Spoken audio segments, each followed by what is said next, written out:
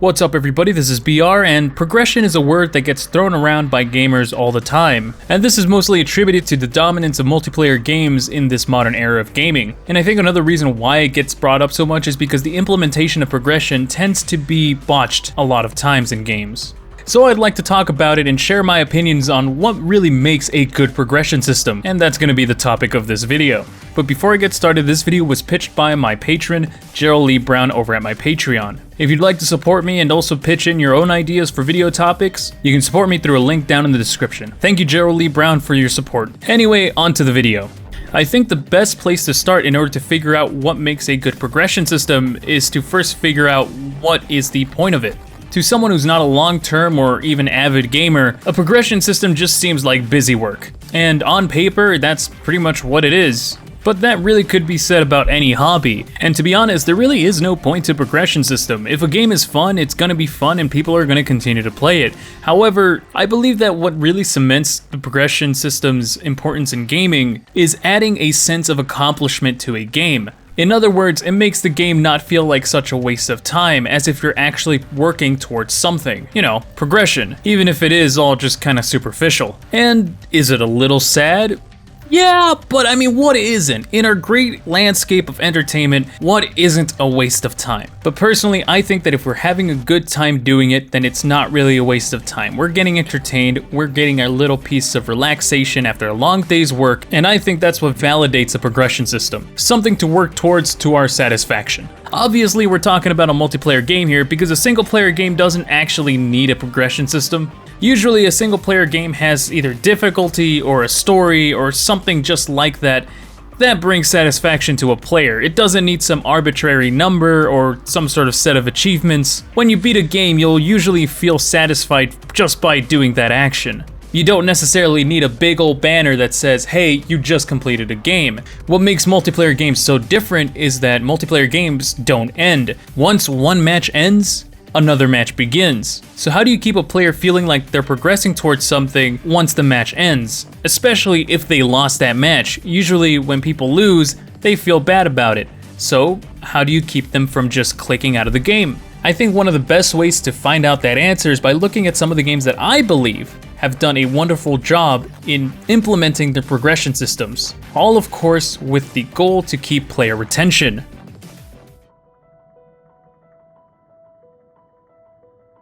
Call of Duty Zombies never formally had a progression system until Black Ops 3. And as repetitive as a game mode that it is, players have continuously played the game over and over again for countless of hours, all without a traditional progression system that shows, progress through levels or of the such. So how did Call of Duty Zombies accomplish this? They accomplished this by having one of the most classic forms of progression that can be implemented into a game, and that is the skill check. Just like with the idea of a high score in an arcade game, progression in Zombies was measured by how many rounds you could survive up to. And because each round became exponentially more difficult, the higher the round number, the more impressive it was. It's honestly a little surprising how simple this kind of progression system works. However, you might say that, well, Zombies is a co-op game. It's technically multiplayer, but at the same time not really. How could a skill check be implemented in a multiplayer game? One where it's player versus player. And to that I just have to say, where have you been for the past 5 years?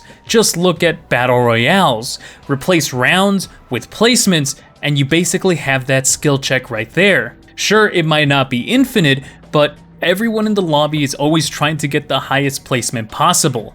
If I die 10th, 7th, or 5th, I'm just gonna be like, alright, time to requeue, this time I'm gonna get first. In summary, the skill check is a basic but powerful way to have progression in a game. And it doesn't necessarily have to be placements in a battle royale or rounds in a Zombies game. It could also be the placement on a scoreboard in a game just like Team Fortress 2. As long as you have that feeling of, I did good this game, but next game I can do better, you can have a strong feeling of progression without an XP bar.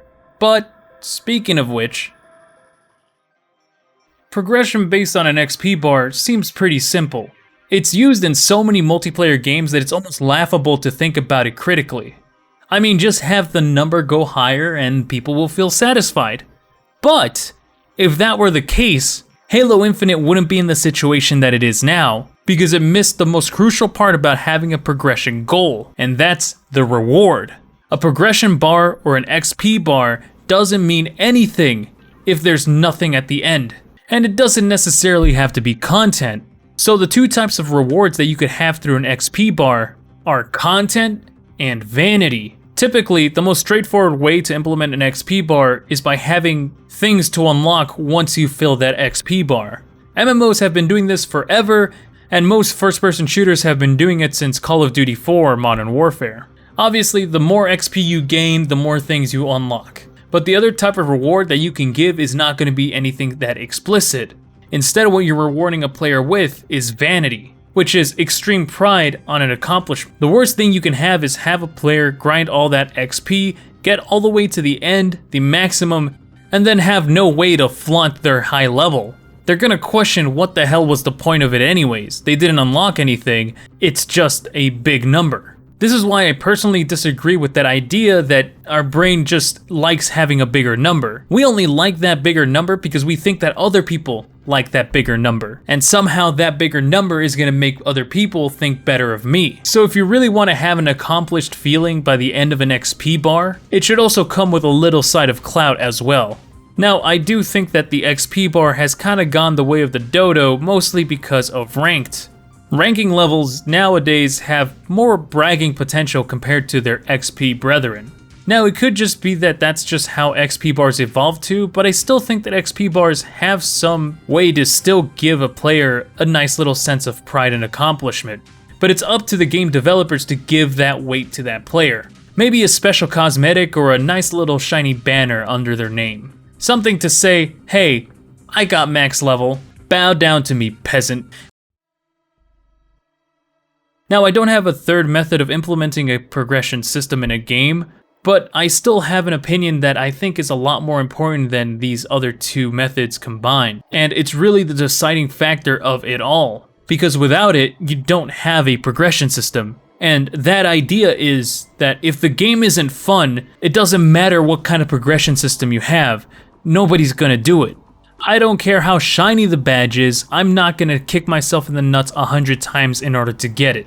And the same idea goes with games. If traversing through a progression system means playing one of the most unfun or most boring experiences of all time, then it's really not gonna be worth it. That sense of accomplishment and pride is gonna go away really fast. And personally, I think that's one of the reasons why I don't like any of the modern Call of Duties. Sure, they have that classic progression system in them, but man, I don't want to play them. So in conclusion, a game that is fun will be fun and people will play it. A good progression system will keep those players playing. And that's pretty much all I have for you today. However, if you'd like to see more discussion on progression, please check out this video by Bricky, where he talks about his theory of CBT. Trust me, it's not what you think. But please check out the video. It goes in depth about what keeps players engaged with the progression system, but in a more deeper lens. And personally, in a lot better fashion than I could ever do.